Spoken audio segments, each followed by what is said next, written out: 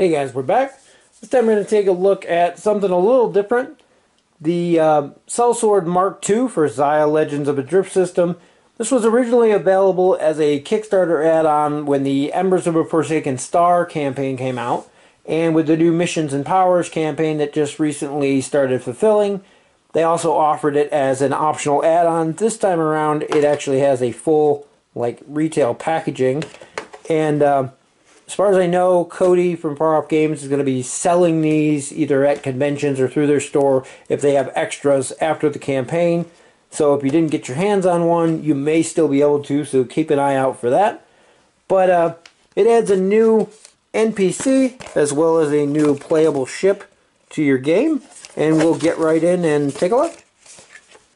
So the first thing we have here is our new player board, and these are the thinner player boards like the second edition and on printing of the game. They're less subject to warping than the originals.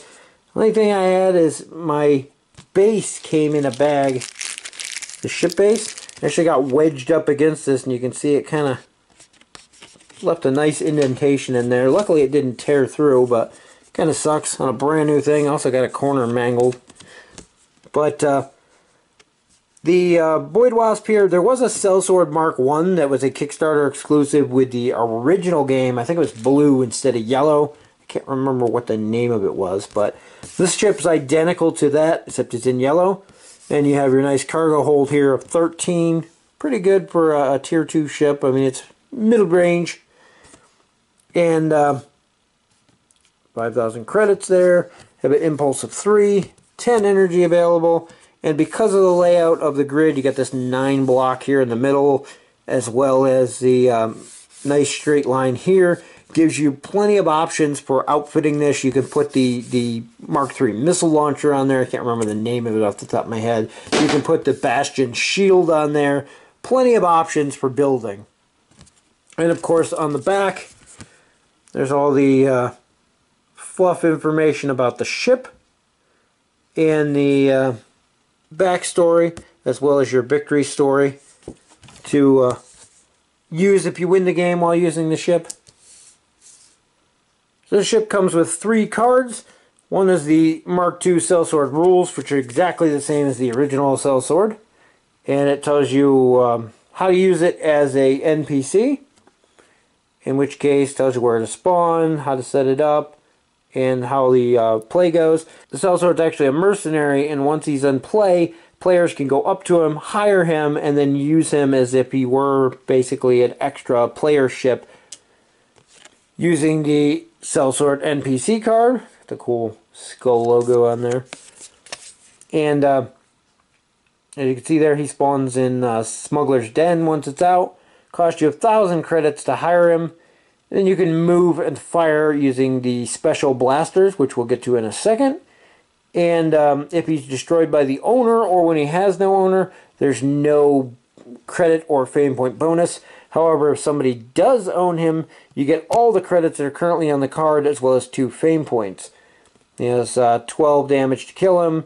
He has a D12 shield, and then of course those special 2d6 blasters. And once you control him, you get to move him and shoot with him after your turn, just like he was your own ship. And so anybody else who gets near him can hire him off of you. You take the 1,000 credits that you used to hire him, put the money on here. Somebody else wants to outbid you and pay him another 1,000 to go after somebody else. They then take control, and you put another 1,000 on here. And whoever finally does take him out gets all the money that's accumulated on there, which is kind of cool. If you decide to use the Void Wasp as a player ship, in which case you got the board down there. You also get the RK5 blaster, which I've seen people ask about on the forums because they see it in pictures and things, and it's not a normal outfit. But it only comes with the Void Wasp. Must be placed on this, and when you upgrade to a new ship, you can move it to your new ship, but you cannot sell it. So if you want to eventually get rid of it for some reason, you don't get anything for it. And then you actually get the RK5 blaster outfit, which is a 2-space blaster, rolls 2d6, only has 1 activation slot. but it makes it so it can fit on just about any ship. In fact, it can fit on any ship, but depending on the combination that you go through, there's some really interesting combat builds you can use with that. Onto the ship model itself, I really like the asymmetrical design, if the camera will focus here. Kind of looks like a normal fighter from that side too. You realize it doesn't have a wing on the other side. It's got a really big cannon, which is that RK5 blaster.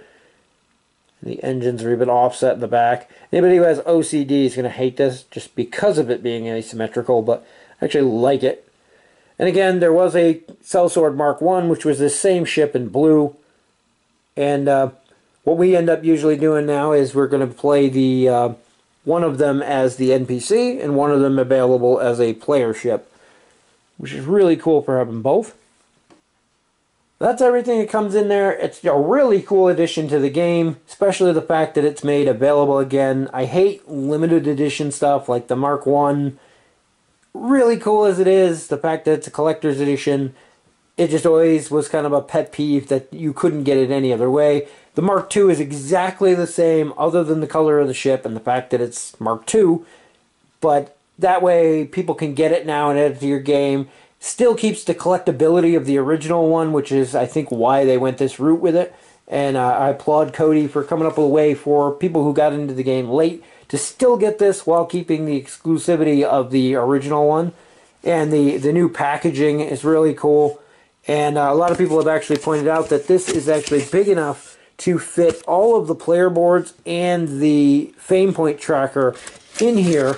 Even if you have the original first edition ones that are the thicker board, they all fit in here nicely if you're looking for a storage solution and don't have the Xia station or any of that kind of thing to store all your stuff. This box works great for storing them, so that's kind of an added bonus to it as well.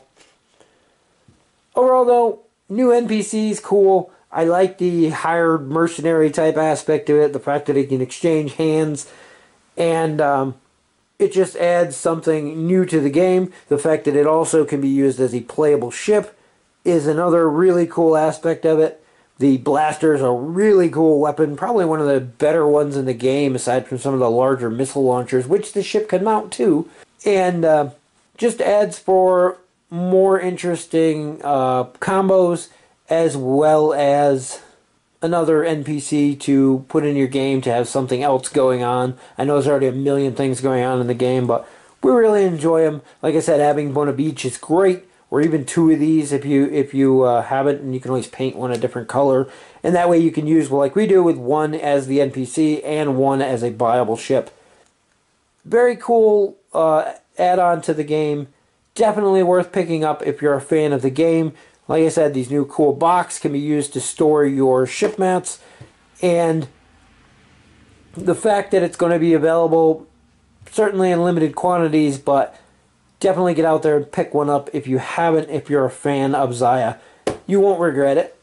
And that's going to wrap it up for our look at the Sellsword Mark II, the Void Wasp.